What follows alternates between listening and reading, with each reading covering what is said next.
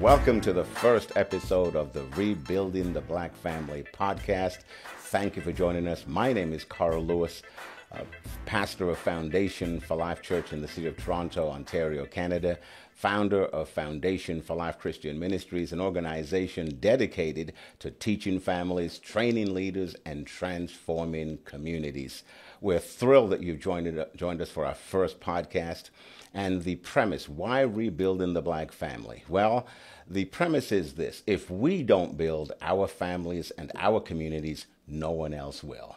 And also a strong, productive, successful, prosperous black family and black community will also lead to a strong, prosperous, self-sufficient communities at large. So, we want to thank you for joining us on Rebuilding the Black Family. What you're going to learn on this podcast is that we want to build a strong foundation so that your family and my family, we can be really prosperous generationally. And joining me on this journey is Mr. David Grant, a professional counselor, psychotherapist, social worker, mental health professional. I want him to introduce himself, but I'm really thrilled that he's joining me on this journey. And I'm telling you, don't miss any of our episodes. David, thanks for joining Brother me. Carl, thank you for that wonderful intro. And yes, to the listeners, to the viewers, my name is David Grant. I am the co-host of Rebuilding the Black Family podcast.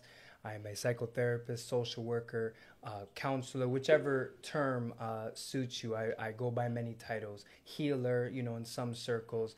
I graduated with a master's in social work in Canada, and I am the founder of Global Mind Emancipation Educational and Counseling Services, where we provide individual, family, and couples counseling, as well as provide lectures pertaining to educating our various audiences on various issues pertaining to Black people of the African diaspora, from issues related to family and child welfare, to mental health, to understanding history and spirituality, and the list extends. So it is a beauty. It is a pleasure to be able to be with you guys on this journey. We hope you continue to tune in and share, like, and subscribe to our channel on YouTube. Subscribe to our podcast on Spotify, Apple Podcasts, and all of the other platforms that you will see listed in the description below.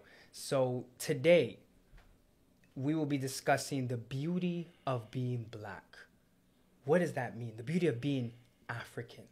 What does that mean? Right? This will be one of many different topics that we hope you join in and tune into throughout the upcoming weeks. Topics including mental health, Black people's relationship with money, Black maternal health, and the list goes on. So we hope you tune in to our upcoming weeks' topics, as they're big topics. They're very important topics when we're talking about rebuilding holistically the Black family, Black communities. As we know, we are diverse in our cultures and our linguistics, but unfortunately we do have quite a foundationally similar experience of oppression. And how do we navigate that and rebuild things that have been broken, unfortunately, over centuries? But today, we're not talking about the negatives that have happened to Black people. Today, we're not talking about the negatives that, unfortunately, we have struggled with throughout time. Today, we're going to talk about the beauties of being Black. Now, that may be difficult for some people because we have become so accustomed to talking about all the negatives, right? All the negatives that happen to Black people, all the negatives that Black people do, right? And today we want to just take time. We just want to take some time to talk about what does it mean to be Black on a good realm, in a good realm. What does it mean to be a Black person in our respective society? What is so good about that? What is so good about the way we are? So we want you to join with us today. And it's a challenge, not only for ourselves as the hosts, but also a challenge for you, the listeners, you, the viewers. Can you allot time, a day, a couple minutes, to only talk about the positives of what it means to be Black? Can you fathom doing that? This is what we're going to be discussing today. We want you really remember what is so beautiful about being Black and why we have been discouraged from thinking that way, why we have discouraged one another from thinking that way. And we hope that you enjoy this intellectual, cultural, and even mental exercise as we have this conversation. So, without further ado, Brother Carl, today, the beauty of being black, right? Sounds like such a generic phrase. We know during the 60s and early 70s, there was, you know, black is beautiful, black power, power to the people. We know all those phrases, and we know, especially for me from a psychological realm, we know what that was, you know, we know what the intention was. It was to help us to convince ourselves that it is beautiful to be black, that there is power in being black.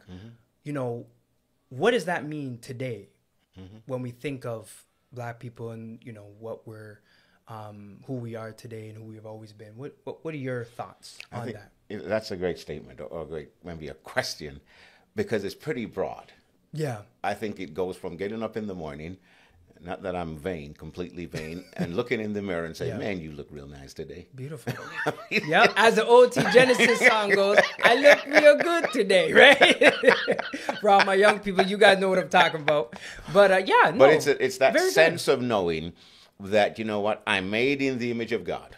Very good. I am of value. I'm of worth. I am beautiful. Yes. I am worthy. Yes. I am valued. Yes. See, I'm worthy of dignity and respect. So all of that comes to me. I think it starts on the inside. You feeling right about yourself. Feeling good about yourself. I know when people hear you talk like that, they can go on the other spectrum and say, well, there's that braggadocious person. And I've been called that when I got a revelation of who I am. Yeah. When you know who you are. But I know the difference between pride and arrogance and confidence.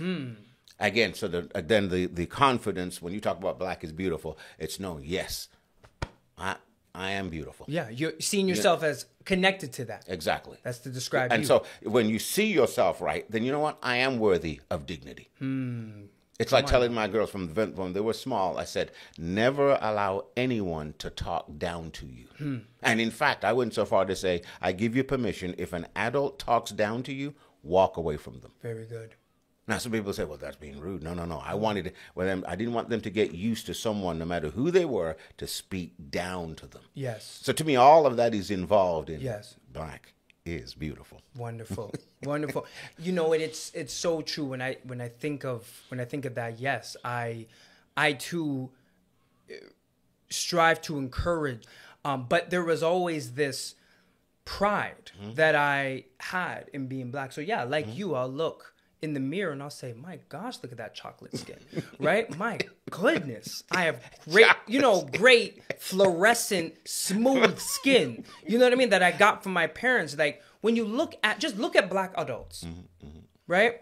You look at black adults who are 70, 80, and don't look a day over 40. So true. So true. And we sometimes don't stop to look at how beautiful that is. That there are grown men and women that if it wasn't for some of them, their gray hair, or for some of the men, their bald head, right? Or for whichever, you would never know their age. And even with some of them who have maybe bald heads or really short hair, they have such youthful looking appearances that you can't help but really have to question, how old are you? And when I say, yeah, I'm 85, you're like, what? You don't look a day over 40.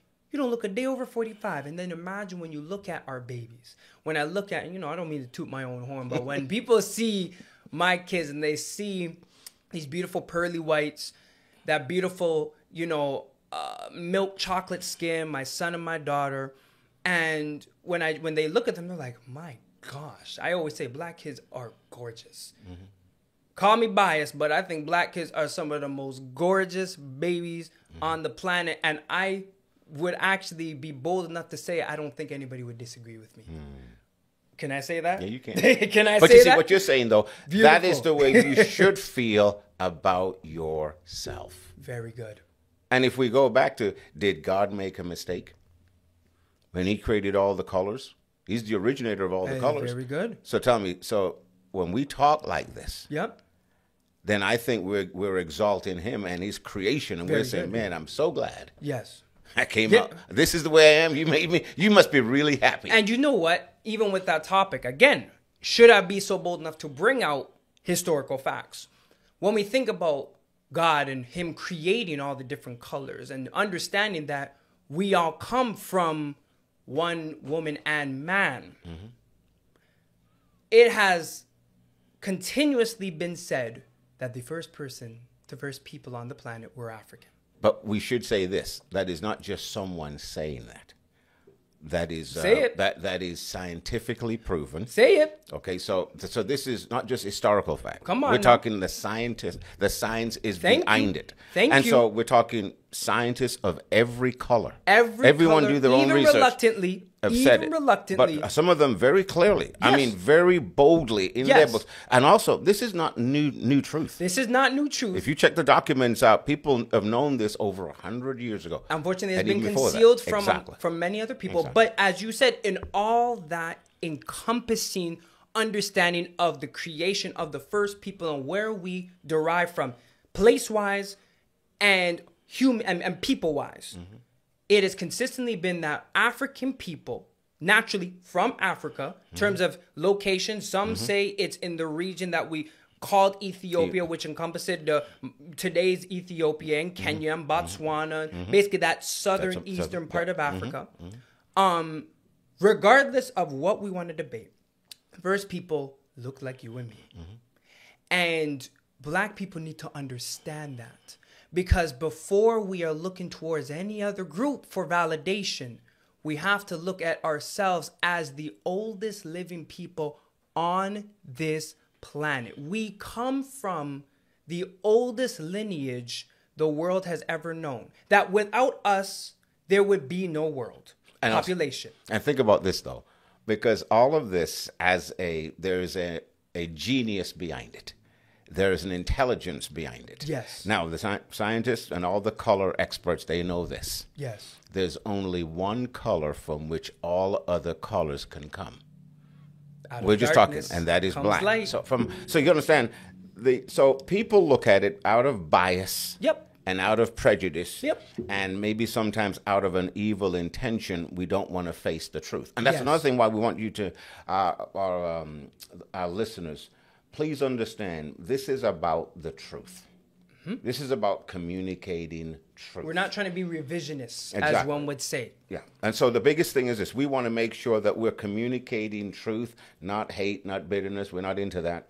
But we understand this. Truth is what sets you free. Yep. Truth is what liberates you. But also, David, sometimes the truth is hard to accept. But I'm happy you brought that up, Carl, because, it can be so easy to buy into the anti-black or anti-African propaganda, mm-hmm. to internalize it. Exactly. And not stop and say, wait a minute. That's just exactly what it is, propaganda. Mm-hmm. It's lies, mm-hmm. right? Mm-hmm. It's looking at, well, what are they trying to hide mm-hmm. from me?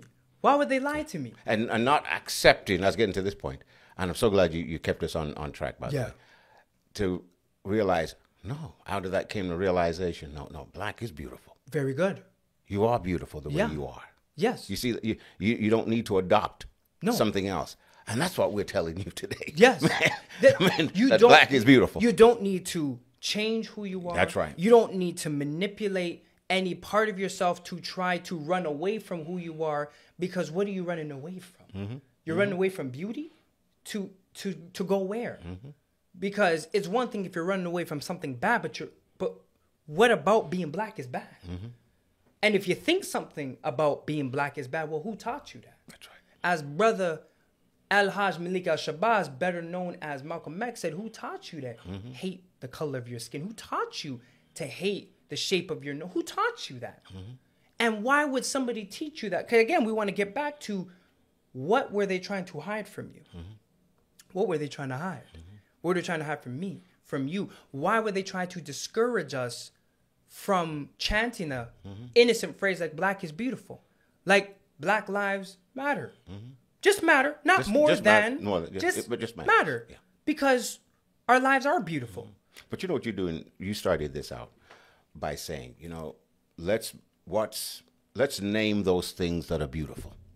I think that's, and I was thinking about the way you mm-hmm. posed it is listing those things. Okay. And when you look at, when I hear the word black is beautiful, then to me, it's multifaceted. Mm-hmm. I'm sharp. I'm quick. Who? I'm highly intelligent. Come on. Isn't that what you tell your children? Oh, That's what we're all the telling them time. we're always telling them. All the time. You're sharp, you're quick, you're beautiful. You think about this, how strong you are. Yes. The black man is. Oh my gosh, the strongest on the How planet. strong? The strong, and again, we could say that maybe I'm exaggerating that black people are that's what people may say, but then I say, well, prove me wrong, right? Physically, look at every single athletic event there is, and I say every single. I'd be so bold to say every single because everything a black person touches, not only do we do it well, we And do they it. excel. We excel. We do it beyond expectations. Golf. Black people never imagine themselves playing golf. And look at who the greatest golfer is, even if he wants to admit he's black or not. He has African DNA running through his body, whether he likes it or not, Tiger Woods. The greatest golfer that has been, again, unanimously decided across cultures is of African descent. One of the greatest, I would argue, tennis player. I'm not even going to say female, arguably tennis player. Serena Williams, a beautiful blue, black, purple, chocolate queen, is the greatest tennis player the world has ever known. Even people who have watched tennis from the day of its inception have to, with reluctance, probably admit that. This woman has changed how tennis is done. When we think of swimming, I can't remember that the sister's name, but there was a sister. I think she has ample medals. I think she's from the U.S. African sister. You know who I'm talking about. But amazing swimmer. All the myths and stereotypes about black people don't like water, but the minute we touch water, we still dominate. You can't touch us on the track. We even have a Jamaican bobsled team. There's not a piece of snow in Jamaica. And look at the fact that whenever we decide to enter into a domain, our physicality never proves us wrong. But it goes beyond that. Not only are we physically strong, intellectually. And I think this, Carl, is another key element that they especially wanted us to not know about. Because you know what? The physical piece, when we look at negative events, again, we're going to have time to talk about the negative events where our physicality, unfortunately, was relied on. But when we look at even the intellectual realm, there was almost particular attention of trying to degrade that. There was particular attention of trying to make us forget that for instance, father of medicine wasn't Hippocrates. He was a student of Imhotep, an African man, an Egyptian man, right? From the land of Egypt, which, yes, is in Africa. And yes, there was black people there. And yes, black people were pharaohs before people tried to deny that, right? So yes, there were African people who had beautiful black skin and beautiful woolly hair and beautiful broad noses. Imhotep is the father of medicine. Medicine takes intelligence. So imagine if we start teaching our black children that you don't have to aspire to be like Einstein. You can aspire to be like Imhotep. Wait a minute, what? You don't have to aspire to be some of these other white scientists. Like, there's no issue with them. But you can aspire to be like Dr. Manly West, who was a Jamaican pharmacologist who helped come up with a cure, or at least a treatment for glaucoma. People can look it up. When you think of the amount of intelligence that we as black people have demonstrated, and that's just a few, right? We haven't even got into some of the sisters that have contributed significantly. Well, we'll have ample time to talk about that. But my point is we are so amazing in so many different multifaceted realms. And we sometimes just need to stop and remember. Because unfortunately, we have so much time where we are discouraged from remembering. We have so much time where we are allotting to not remembering. You know what we're allotting it to? Surviving. And it's very difficult to remember who you are and to love who you are when you're surviving. But we want for today to be that 25, that 30 minutes of you taking the time to actually thrive, to love yourself, to see yourself as worthy, to see yourself as equal. Creative, innovative. You can actually take this time, whether you're listening to this right now as you're driving home, whether you're listening to this as you're stressed out, trying to put the kids to bed, while you're listening to this while you're trying to survive at work. You can listen to this or view this and feel uplifted, to feel good. If I use just layman's terms, this is what it means to have. This is what this episode's about, and this is what this podcast is about. Because how on the earth, Brother Carl, can we rebuild a family? Can we rebuild communities if we can't even see the beauty in ourselves, let alone anybody else around us who resemble us? How can we do that? You can't. You won't do it. You can't. You can't do it. Exactly. You can't do it. And so what you've touched on here is, to me, there's something that helps to build us is those self-affirmations. Very good. And so this is not a futile exercise. It's supposed to be a continual exercise. Very good. When you see yourself in the mirror, when you think of yourself, when you think of being black, you are beautiful. Absolutely. You are creative. Absolutely. You are innovative. You are sharp, quick, alert, highly intelligent. I mean, you were made to make a difference. You are worthy of dignity and respect. You're worthy to be valued. People should treat you right, treat you good. You should never expect inferior treatment. Just think about that, because of who you are. Made in the image of God, in a beautiful black body, made to rule. And it shouldn't be a request. Exactly. Too often we I like that. request to be treated. Thank you. You're asking to be asking. treated humanely. You're asking to be treated with dignity. What am I asking? I'm asking to be treated like a human being. Can you imagine? I have to request my humanity? I come from the oldest people on this planet. I demand that you treat me equal. But I'm not seeking out your validation. I expect it, but I'm not reliant on it. That's the difference. Some of our people, unfortunately, because they have not remembered the beauty of being black, they haven't remembered the beauty that comes with being of African descent, of having origins in Africa. Because they have forgotten that, they think that you have to request it.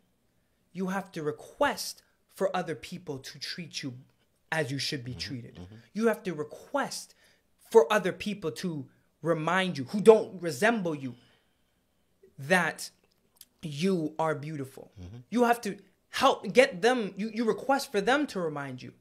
You request for their curriculums to reflect your beauty. When it needs to start with you.